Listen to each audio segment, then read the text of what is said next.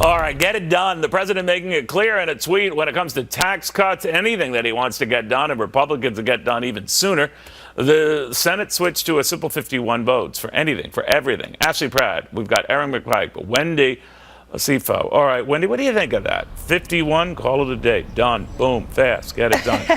Well, it's kind of interesting because this is nothing new. This is something that the Dems did in 2013, and this is something that the GOP has done as recently as April. However, it shows some sense of naivete from the president because he doesn't necessarily need to enact this because right now he has the numbers needed to be able to move the votes forward, right? And then on top of that, Mitch McConnell even said in April that he's completely against this. He does not want to move this way. So I'm just a little bit curious as to where the president's tweet is stemming from. No, I was a little confused as well. Yeah. Aaron McConnell, the way things now work under a budget reconciliation is all it takes is a simple majority. So almost all the things that the president wants to do, that Republicans want to do, including the health care rework, including the tax cuts, simple majority will do. So what do you think the message was here? Or did he want to fast forward an agenda that might include other things for which he wants just 51 votes and get it done? Neil, most of all, I think it was a reaction to Mitch McConnell saying last week that there should be less drama coming out of the White House. And of course, Mitch McConnell has also... Did you just open up a rift here? I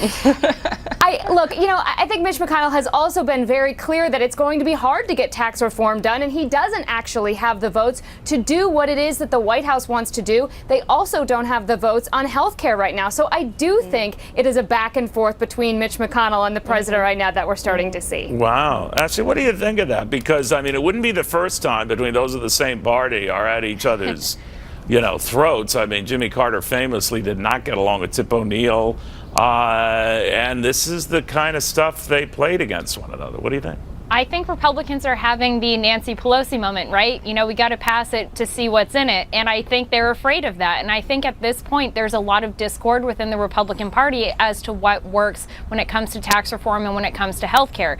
So Trump tweeting out this morning, tax cuts, that's all fine and well, but Republicans want tax reform. So I think here we have to think about a bigger and broader picture. And that's where there's a real disconnect with Republicans in both the House and the Senate and with the White House. So it'll be interesting moving forward because everybody wants the same thing. They're just going about it in very different ways. And Republicans tend to air their dirty laundry out in front of everybody, whereas Democrats do not. And that's where you got the Nancy Pelosi moment of we've got to pass it to see what's in it. But Republicans instead, I think by trying to rush things, are going to end up regretting it later because we're not going to get everything we want in it. But we also need to recognize that and think, do we want tax cuts over tax reform? And do we want to repeal and replace Obamacare? Or do we want to come up with something completely different? And I think that's where the struggle is right now. Yeah.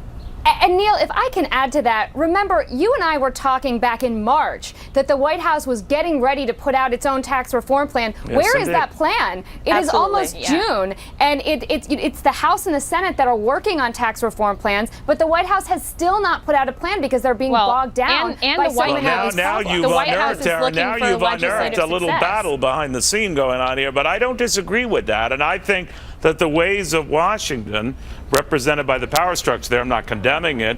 This president, I think, Wendy, to Aaron's point, essentially said, enough. I'm going, nuts here with it.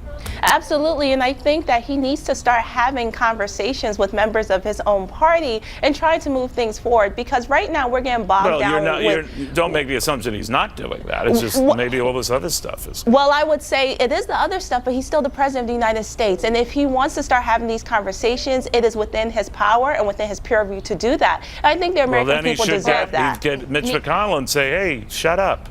I think one of the biggest issues here is the fact that the White House at this point in time doesn't really have anything legislatively successful under their belt. And I think that's where we're feeling this rub and tension right now with the House and the Senate, who feel as though they can stall things until they get what they want. But the White House is anxious to combat this media narrative right now, which is that they are accomplishing nothing other than executive orders and then all of this stuff with Russia. So I think right now they're really looking for a legislative success. Yeah, this could distract from all the other stuff. They get a big legislative win on any of these developments, game over, or at least nasty game delayed. Ladies, thank you all very, very much. Thank you.